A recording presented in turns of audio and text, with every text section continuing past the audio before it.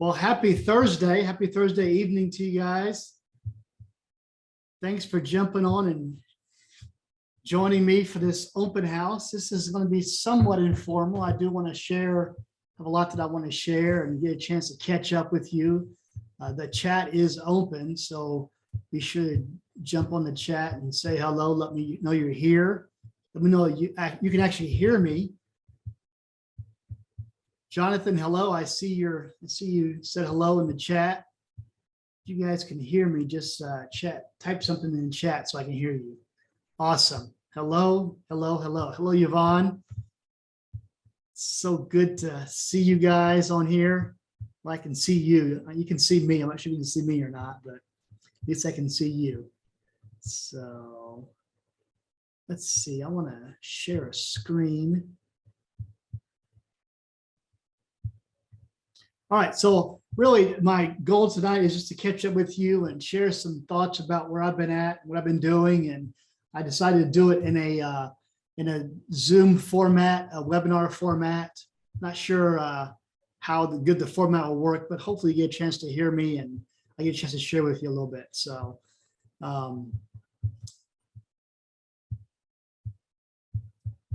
where I've been. So last few years have been quite the journey for me. Some of you guys have had a chance to catch up with me and had a chance to hear about what's been going on, but really been all over the world, actually, literally.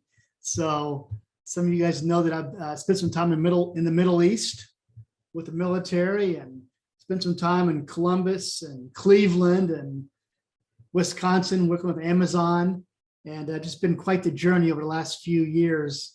And I am excited to be where I am today. It's been quite the journey, quite the challenge, and a lot to overcome. So, but with all that said, some of you guys know I decided I'm just gonna, when I left for the Middle East, I knew when I came back, I wanted to start a business. I wanted to work for myself, but I had no idea what that meant and what that would look like. So I wanted to get an opportunity just to share with you guys what that really is and what I'm hoping to do with that. So I've always been a huge fan and student of leadership and communication. Those two things I really just love. I love communication. I love leadership.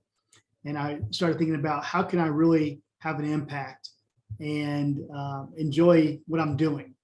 And that's how I got to where I am now. And so I always wanted to share with you some of those things and hopefully have just a conversation about that. So with that said, where's everybody at tonight? You guys at home, at work, driving? I'm at home in my home office. Got some tea. My sister got me hooked on tea, so I'm enjoying a new. It's an Irish afternoon tea, but it's actually quite enjoyable. So see that. So Tom, see you're at home. Terry, good to see you. I know you got to get off a little later to go on another meeting, but I'll try to be done before then so I don't miss too much of you. So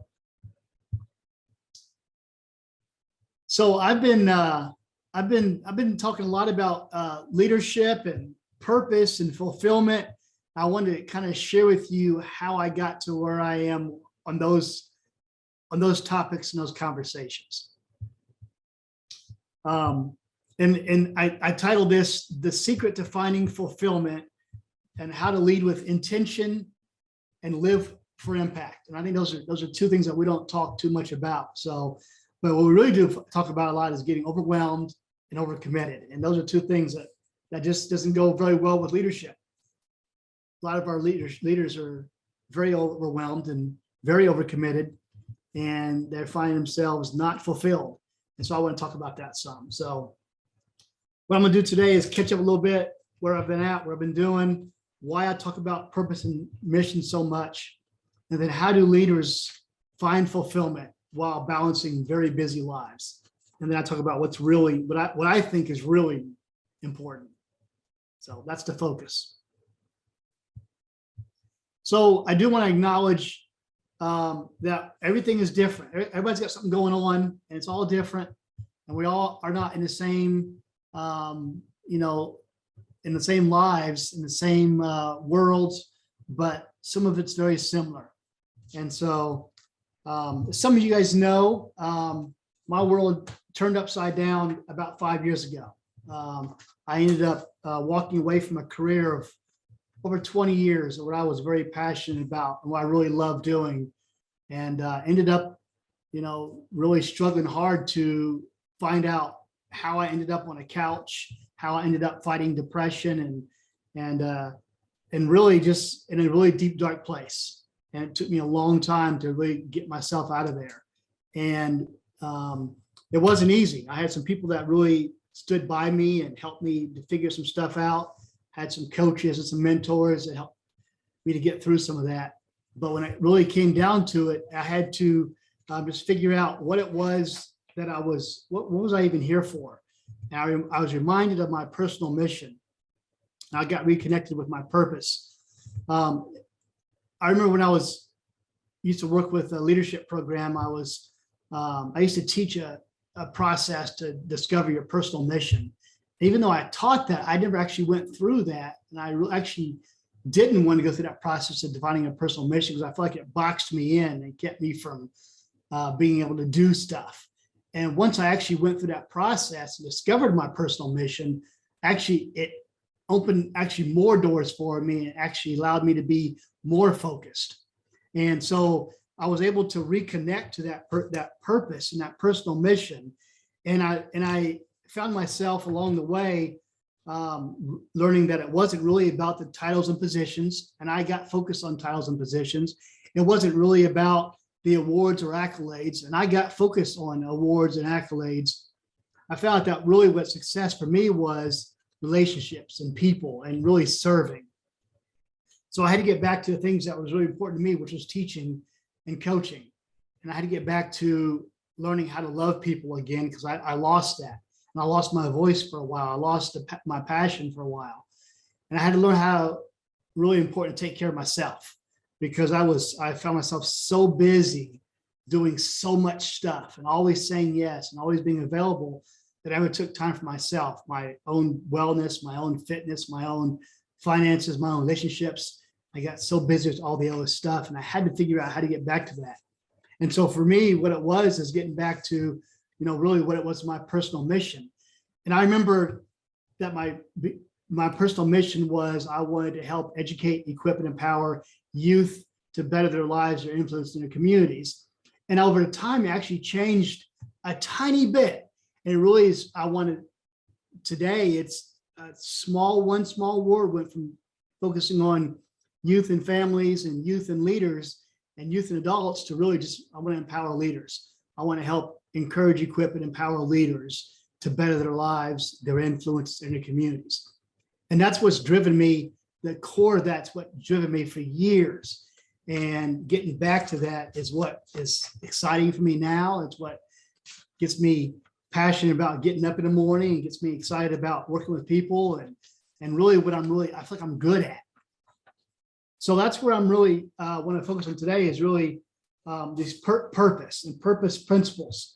There's things that there's a lot of things that I could talk about when it comes to purpose and principles, but what I'm really excited about is really why is purpose important and how do we define what our purpose is? And there's all kinds of books and leaders and everyone's talking about different aspects of purpose.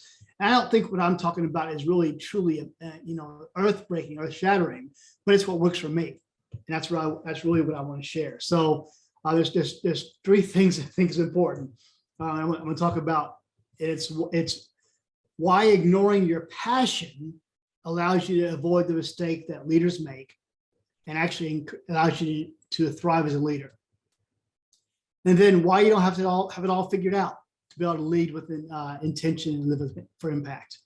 And then there's one way I think is really important to stop overcommitting yourself. I'm going to show you what I think is that simple little way to stop overcommitting yourself. So the first one is focusing on your passion is a thing that I think people really get tripped up on. We talk about passion, people focus on passion, but really when you focus on passion, I think that's a downfall. Passion's important, but it's not the most important thing. And I think about passion as relating it to emotions and feelings. We get passionate about stuff, but in order to really be focused, it's what your purpose is and what your mission is. And I think your passion is really a big part of that. And so what I mean by that is we talk about passion is really about feelings and emotions. So it's when feelings change and emotions change, people get really lost and disoriented because now they don't know what drives them, because what they were passionate about, what they loved, or what they're emotional about, once that goes away, it's like they lose their meaning or their purpose in life, because it's all tied to passion. But when you focus on your purpose, you always have a mission and a destiny. And so the way that plays out, I think, is just a simple way of looking at that is something that people get excited about. People get excited about technology, excited about a new home, or excited about their car or vacation, or, whatever big it is. So it's running a marathon or something. But those things come and go. Those things change. The newest technology comes out and you get not so excited about the previous technology, or you move to a home and you get tired of that home, or you want something new, or you like your car you may be driving now, some new features come out in a new car. So your passion about stuff can change, just like the stuff you get excited about. And so when you focus on everything that you do, you focus that around your passion around what you do. Then when that passion changes or something new comes along that you get excited about, that gets confusing for a lot of leaders, and they can't understand why they're unfulfilled or why they aren't as passionate about what they used to be. And I think that's what's very important for us to get focused on a purpose, and our passion can feed into our purpose, but it isn't the main thing. I hope that makes sense. I'm happy to answer any questions. I'm going along. I don't want to just talk, but I'm happy to answer questions. So if you got any questions about what I'm saying, feel free to throw a question in the chat and I will be sure to talk about that. So again, it's about developing your purpose, your personal mission statement, and defining your purpose to guide you as a leader. While passion is important, it's not the only thing.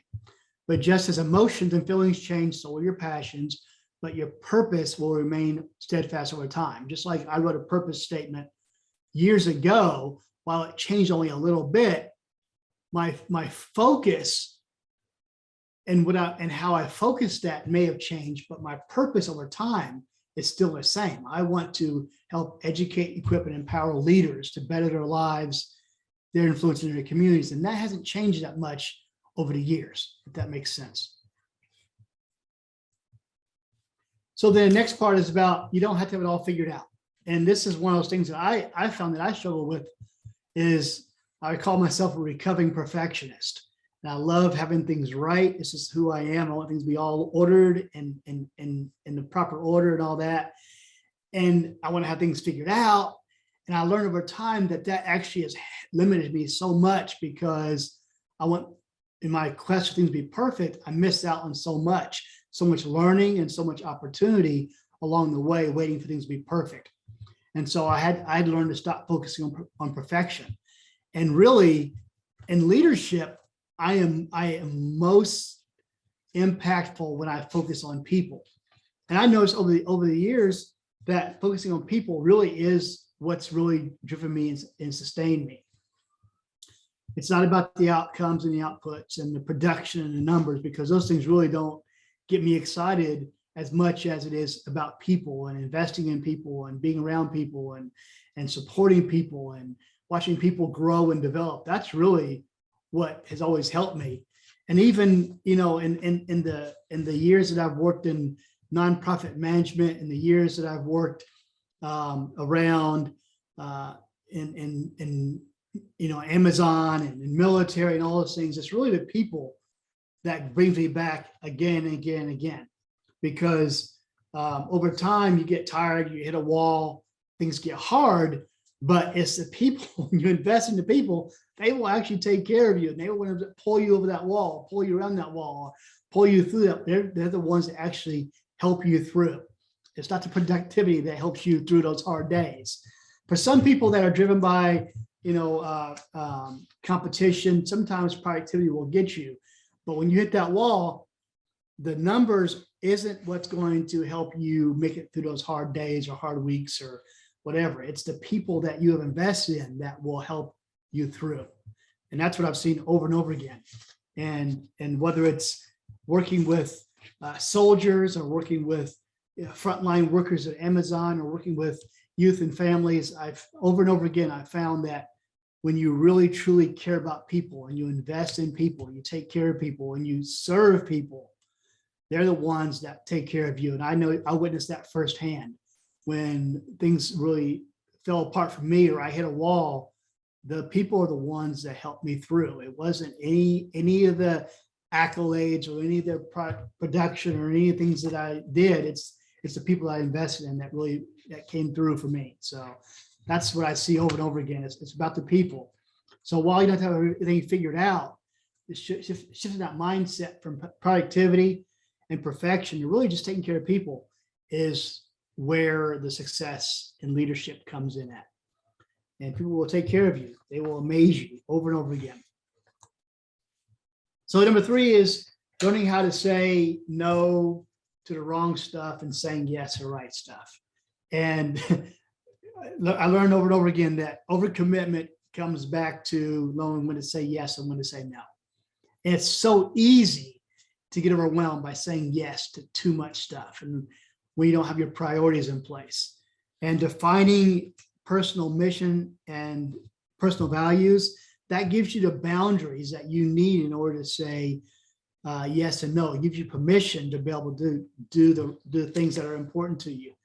But a lot of times we don't have those boundaries created because we don't know our own personal values and what's important to us. Those values, as we list those values out and we understand things that are important to us, the things that are non-negotiable to us, that allows us to be able to create boundaries. And then we're not just making decisions based off of how we feel or what looks available to us in our calendars, but it's actually built off of those things that we decide as our core values. That's really important to us. And then the habit, we fight those habits of leading to overcommitment just because we're being asked and it feels good to be asked to do stuff. So we've all heard the phrase, if you want something done right, find a busy person. And a lot of times we pride ourselves in being that busy person. And a lot of times being busy really is what keeps us from being able to take care of the things that are important to us. And a lot of times we use busyness as an escape, as opposed to taking care of ourselves as the escape. And so while this may have some truth in it, as far as the busyness, we only truly can sustain ourselves for a short period of time to really be effective and impactful. So you got to ask yourself is how effective are you really being, especially over a long period of time? And are you really truly serving those that you say you care about or those that you're called to serve? And are you really making an impact? So we're really, really busy doing a lot of stuff, but we're spread so thin. And then we really aren't even healthy, aren't even taking care of ourselves. And our relationships, a lot of times, pay the ultimate cost of that. And again, I've seen this stuff over and over again in my own life and those leaders that I've been around and had opportunity to work with. So saying yes and no for the right reasons is very, very, very critical. And those leaders that figure out how to do that are the ones that are truly impactful and truly making a difference. So the quality of our relationships, the level of our impact, and our overall health and wellness is directly tied to our ability to be able to say yes or no and not overcommitting ourselves. So think about when you are able to set up those left and right limits, what your boundaries are. Then when someone asks you to do something, you already know that it doesn't fit within your values or fit within your purpose, then you're able to say yes or no. And it's hard at first to say yes and no to the right things or to the wrong things. But once you develop that habit and you're also true to your values, then you're able to find that you're actually more impactful to those that you know you're called to serve and that it falls within your purpose. And that, I think, is where we're really find our impact increases. So anyway, those are the main things I want to talk about. There's a lot more to this, and I'd love to be able to share more about some of this stuff. I wanted to have an opportunity just to get on briefly and talk with you all and share with you all about a lot of this stuff. So what kind of questions you guys have about what I consider to be the importance of purpose and mission and values, and why I talk so much about that? What kind of questions do you guys have? So one of the questions is,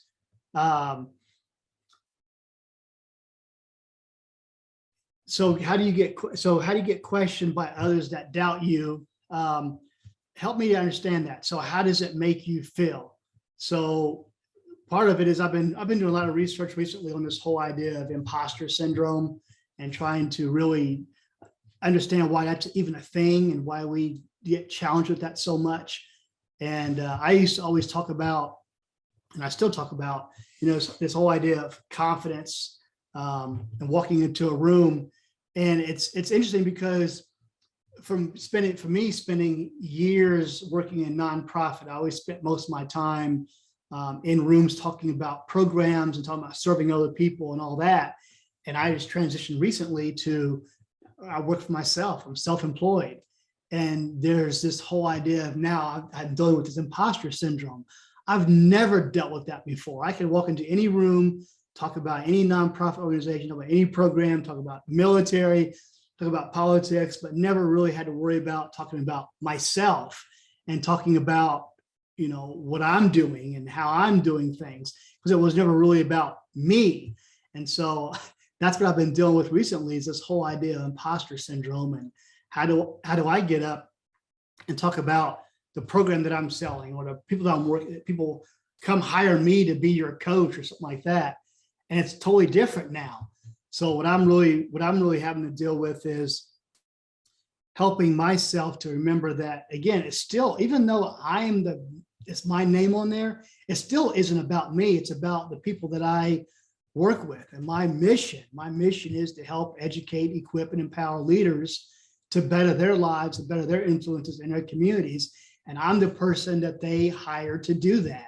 I'm the person that they want to work with to do that. And for me to say it's not about me, because it really isn't. It's about bringing together all the experiences I've had over the past 25 years and working in these different industries and different fields, and how much I've studied leadership and communication, and we'll turn around and use that to help coach leaders. And so it's a whole different mindset now that I have to worry about, is that, okay, it's not about me, and it isn't. And so that's how I've been able to help get through that whole idea of imposter syndrome. I still struggle with it, but I'm starting to get through it a little bit easier, because at the end of the day, it still isn't about me. It's about working with some amazing leaders and helping to coach them through stuff that I have been through, or things I've worked through or read about or learned about. So yeah, so at the end of the day, it isn't about me. It's about helping those that I know that I'm called to serve,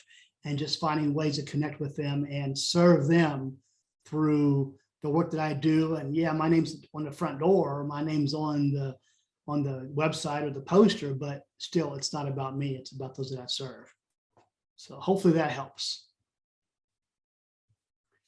So I'd be glad to share any other thoughts that you guys may have. I'm actually in the process of putting together a coaching program to be able to work with individuals that need a coach, a leadership coach. And even from the perspective of that, back to a little bit to that point, is that, I think about it, every successful leader needs a coach. We look at, basketball players, professional basketball players, professional football players, or even, Tiger Woods, all those professional athletes, they have their own coach. They have shooting coaches and chipping coaches and driving coaches, and they have, musicians have their own coaches, and dancers have their own coaches. CEOs pay very good money for coaches. And so I used to think that, no one wants to hire me as a coach, but there are people that I believe that are struggling with these kind of things, finding fulfillment and trying to figure out their purpose, and trying to define what their legacy is, those kind of things that I think I'm really good at to be able to coach them through. So I'm putting together a coaching program to be able to help those leaders, and it'll be like an 8-week program, a one-on-one coaching program for 6 to 8 weeks, where I'll walk them through a series of activities to discover purpose, discover their values, and discover what their personal mission statement is. And then from there, we'll then transition, look at what are their professional, their educational, and their public focuses and goals, and then help develop a plan to help them be successful and developing those relationships and building those relationships and those kind of things. Those are things that I want to work on with leaders of all types, whether they're military leaders or whether they're nonprofit leaders, whether they're entrepreneurs, different type of leaders.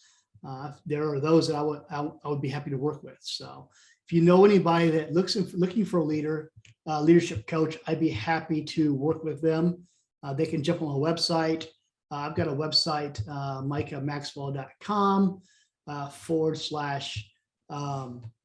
let's see what we want to do here. We want to do / pursuit of more. That's the website that I think would be helpful for them to look at. I just realized I was talking that whole time and my slideshow was still up as opposed to looking at me. So anyway, there is, if anybody's interested in looking at that website, it is micahmaxwell.com / pursuit of more. I put together a little page to talk more about the coaching program that I'm going to be kicking off, and they're welcome to jump on there to look at at that.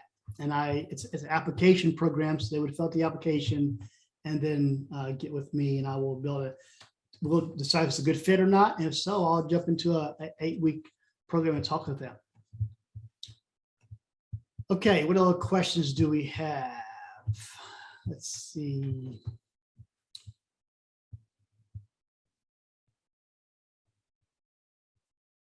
Yeah, so just in response to Tom had a question about confidence in a person's ability to lead is important without being arrogant.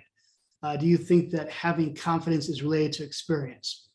And if not, what is the purpose? What is the number one way to develop confidence? So I do think that confidence is related to experience, but I think confidence is more so related to that purpose I was talking about. Once you know your purpose and you go through that process to define what that purpose is, you develop your mission statement, that gives you a level of confidence walking into a room, walking into a stage, walking into any setting that helps overcome perhaps some lack of confidence due to whether or not you have enough experience or not, enough education or not, because we always compare ourselves to other people. It seems like everyone's always going to have more education, more experience, a better resume, and that always attacks that confidence. But when you know what you're called to do, you know your purpose, that gives you a level of confidence that's unparalleled.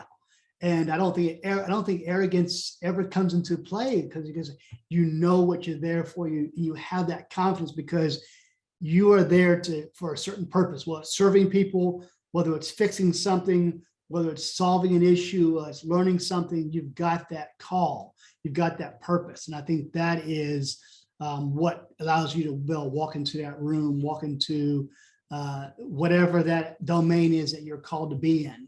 That gives you that confidence. I hope that helps answer that question a little bit for you. Let's see here.